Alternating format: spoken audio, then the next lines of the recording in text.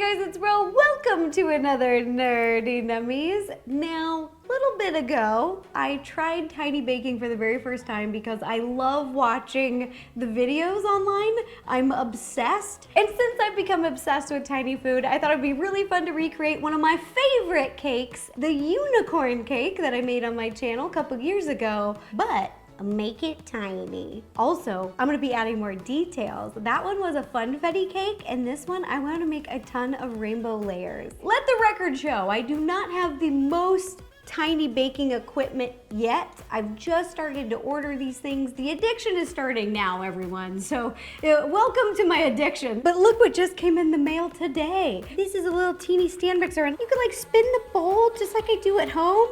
Okay, I'm obsessed. Oh, look what also came in the mail. A teeny old tiny stove. Look at these, everything, it opens and you put a little, I think a candle in here, and then the burners heat up. I mean, also look at these. It's a little muffin pan.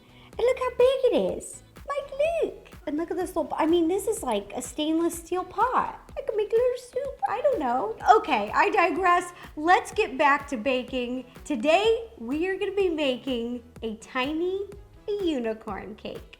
And let's get started. We're about to start the first step. If you like seeing these tiny baking videos, don't forget to give this video a thumbs up, click subscribe, it's free, and ring the bell to receive notifications every time I post a new video. All right, now we're gonna make unicorn cake batter. First step to making our tiny cake batter is we're gonna mix together the dry ingredients, just like we do a regular cake. And for this cake, we're gonna be making it 6 layers, rainbow. So you're gonna need 6 pans, little pans. Mine are about 1 inch in size. I'm using these silicone ones. Also, I'll be posting all the ingredients that I'm using and their measurements in the description down below. So if you wanna follow along at home and try to make this, you can. Usually I say pour our ingredients into a large mixing bowl, but today, a small mixing bowl. We're gonna pour our flour, right into the bowl, and baking powder.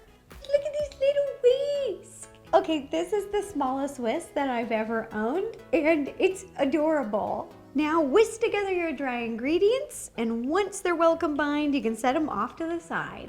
Then, in another small bowl, we're gonna cream together our butter and sugar. All right, we're gonna pour in our sugar and a little bit of butter. And remember, you want your butter to be room temperature, just like when you're making a regular cake. You don't want it to be melted, and you don't want it to be cold, like right out of the refrigerator, because it makes creaming together the butter and sugar just a little bit more difficult. Just keep mixing together until it's light and fluffy. They look like clouds. Okay, so over here, this is what your butter and sugar should look like. Then take the most adorable in the world. They're little measure cups. These are like baby Pyrex. So you're gonna add in your egg and your vanilla extract. Then mix together once again till well combined. Okay, once that's combined, we're gonna add our dry ingredient mixture to our butter mixture slowly, so you don't spill like I just did right here. Our batter's looking good, it's all mixed together. Now we're gonna add our last ingredient, an itty bitty little amount of milk. Cake batter is ready. Now we're gonna divide it evenly. I'm just gonna eyeball it into 6 little bowls that we have right here, because we're gonna dye each one a different color of the rainbow. And for reference, each scoop that goes in is about a heaping teaspoon.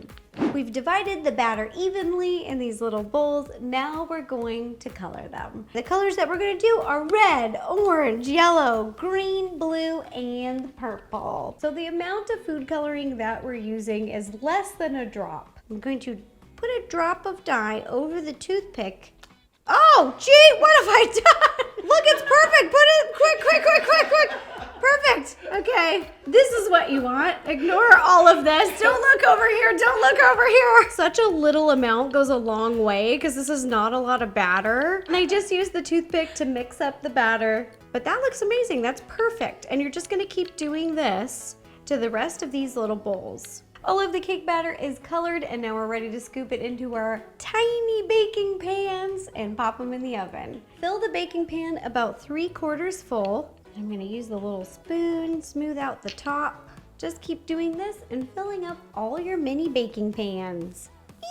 Our little cakes are ready to bake, so I'm gonna place them on top of a regular cookie sheet so that they don't, in the oven, fall through the racks. You're gonna heat your oven to 350 degrees and bake these teeny cakes for 7 to 10 minutes. And you'll know when they're ready when you press down and they kind of spring back up. Once all your cakes have baked, give them plenty of time to cool. I actually popped these in the refrigerator to chill because now we're going to level them. And when you level cakes, they can get a little crummy. So whenever you're leveling a cake, you don't want it to be warm right out of the oven. It actually is best to level them when they are cold or even frozen. You can pop them in the freezer and then level them. Here's the technique on a cutting board, taping down 2 pieces of cardboard. And now the cardboard is not just any cardboard, it is from a standard cake plate. Just cut 2 strips, take a little piece of cake, place it right in between. The height of the cardboard is the perfect height. So we're gonna be really careful. Now you don't wanna press down really hard. You wanna be very gentle. And the knife that I'm using is a serrated knife, but they're very small, very teeny little teeth. So you just put right here, start, lay the knife flat, and really gently saw, saw, saw, saw, saw. Oh, look at that. Just a little snack for me. Oh. Okay, tastes just like a delicious vanilla cake.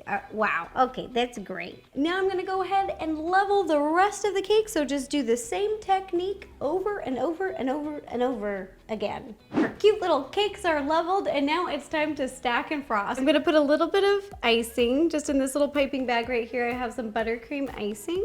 And I'm just gonna put down a little bit of icing on top of this little wood block. I just found something around my house in the kitchen. You can use a lid of something. I'm just gonna assemble my cake right on top.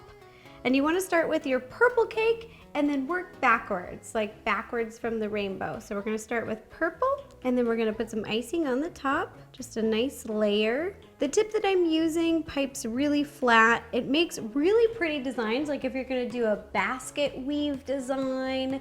It's a number 46 tip, and I'm just using it to give us a nice smooth base here. And we just want a really nice thin layer of icing between each cake.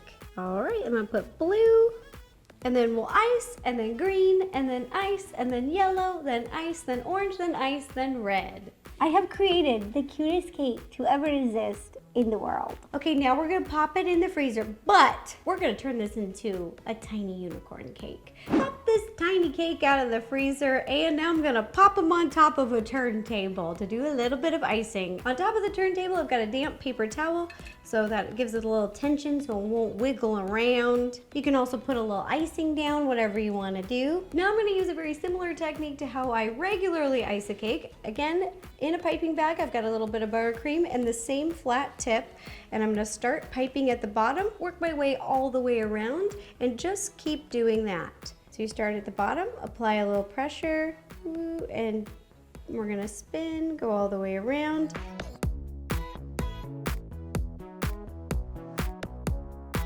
Okay, woohoo! Now that the cake is iced, we're gonna smooth it out using this tiny knife. It's made out of plastic though, so this is basically a spatula, and it's a great size. I'm gonna start at the top and really gently applying pressure, very gently, and just spinning around the turntable. If you don't have a turntable at home, that's okay, but they really are life-changing. They make icing a cake look professional. They are life-changing. Okay, and I'm doing the same thing around the side. I'm just putting a little bit of pressure, so gentle. This is the exact same technique I use for bigger cakes, regular size cakes, but with this, you have to be very gentle. Tiny cake is iced, and now it's time for my favorite part. It is time to decorate. In some piping bags, I've got a little bit of buttercream. We've got a little bit of purple, pink, and blue to look just like the regular unicorn cake. I don't know if I've ever used this tip, but this says it's a number 13. This may be the smallest star tip I have ever used. It is so teeny. It's so small. So these two are number 13 tips, and then this is just a regular circle, very small number 3 tip. The details that I'm going to be piping right now are going to be the unicorn's hair, the unicorn's mane. I like to start with her bangs. I like to pipe a big rosette right in the center of her forehead. It sets the stage for the rest of her hair, her mane, and it shows me where to go. Put a little pressure, gonna wrap around. Stop doing pressure, but keep pulling. Boop, just like that. Now I'm just gonna pipe a few more of these all over the top of the cake. As I'm doing this, it's bringing back memories of making my very first unicorn cake, and I love it. I'm gonna come back to the pink, but now I'm gonna pipe a little bit of purple.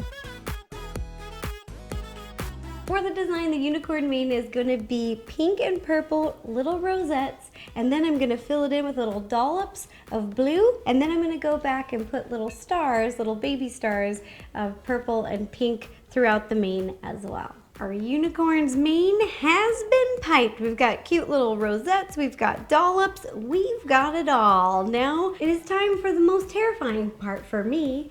Time to pipe her cute little eyes. Gravity's not really my friend here. For the eyes, I've taken a little toothpick and just kind of sketched where I want the eyes to go because I'm eyeballing this, so I'm trying to make them as even as possible, and this is what I did when I did the regular cake. I'm just gonna use the black buttercream icing to pipe on the eyes. I'm not mad at it. This is a win. Our little cake is just a horse at this point. To make our horse a unicorn, we've got to make some little ears and a little horn. The most important thing of a unicorn, the unicorn horn. So we're going to be making the decorations out of a little bit of fondant. Here in front of me, I have some white fondant.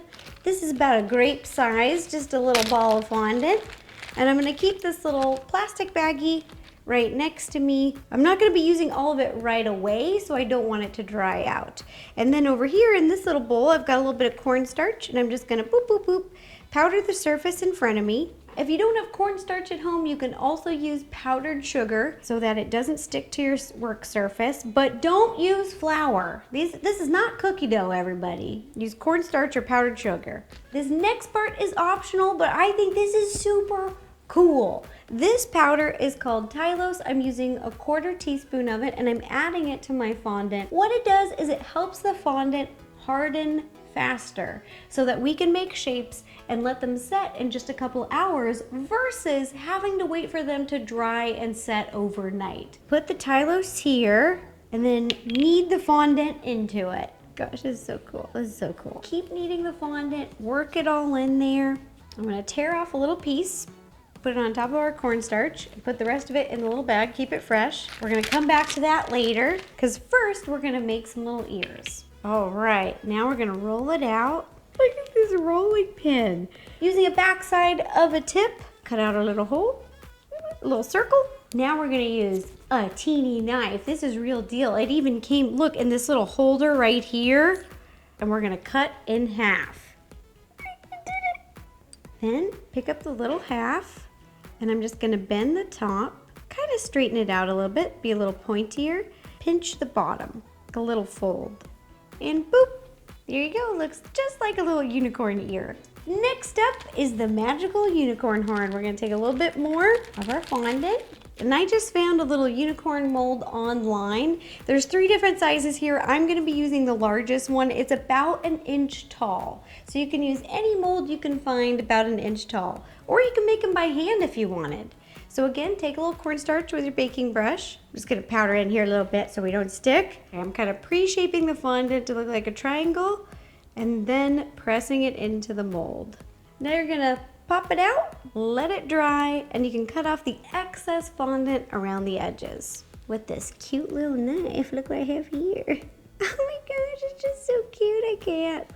You have to wait till they completely set, they completely dry. Then we can paint on the gold luster dust to get those cute little details on the inside of the ears and to get a gold unicorn horn. In this little bowl, I've got some gold luster dust and a little bit of vodka. You can use any type of alcohol. You could even use like an extract because extracts have alcohol in them. You could use like lemon or whatever you got around the house, but I happen to have some Grey Goose, you know, in my bar, so I put a little splash of Grey Goose in there.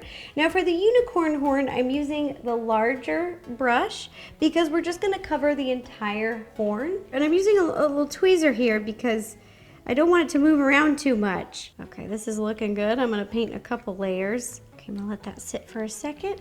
I'm gonna paint another layer on it. And then for the unicorn ears, I've got a very small brush. I mean, look how teeny this is. And I'm gonna dip it in the gold luster dust again. And I'm just gonna paint the inside of the ear. And once these are done, it's time to put them on top of the cake. And ta-da! Here is the teeny tiny unicorn cake that we made today. I really hope you guys enjoyed this because I did. I am loving tiny baking. It is so cute, it's so adorable, and it's very challenging. It's something new and different for me. It's hard. I'm both excited and nervous. I've even got the teeny knife, the real deal one, the metal one. I'm gonna cut it out of the back because I just feel bad. Here we go. All right, you can do it, you can do it. Oh my gosh, this is so hard. Oh my gosh, let's see that rainbow. Oh, here we go, here we go. It's the cutest thing I've ever seen in my life. Oh, okay, I even have a little plate and fork, and then we're gonna eat it right now. Oh my gosh, the patience you have to eat it at this pace. Okay, we're just gonna go for it. We're just gonna do the whole thing. Why the heck not? We didn't work this hard to make this masterpiece not to enjoy it. Let's do this. Oh my gosh. It is so good. It kind of reminds me when I made those French little petit four cakes with a bunch of little layers with little icing in between. I think I love it so much because the thin layers and all the little icing, it's just a little sweeter. It's like fancy or something. I love it. This was amazing. Thanks again for watching, you guys. Bye-bye.